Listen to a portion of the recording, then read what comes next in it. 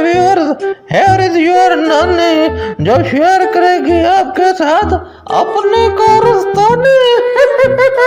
Dear viewers, आज मैं आपको ना कोई लतीफा सुनाऊंगी ना कोई कहावत। आज मैं आपको बकरे की कहानी सुनाऊंगी, बकरे की जुबानी, यानी कि बकरे की मैं आपको सुनाऊंगी आवाज। क्योंकि मीठी गुजर की है, फीकी ईद आ रही है, यानी कि बकरा ईद आ रही है।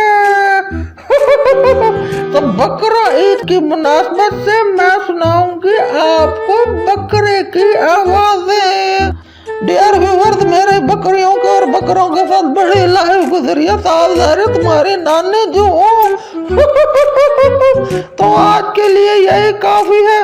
आवाज निकाल कर दिखाऊंगी। आज जो मैं बकरे की आवाज निकाल रही हूँ वो कमोरी नस्ल बकरा है। और कमोरी नस्ल का बकरा यूं बोलता है, बा बा बा बा बा।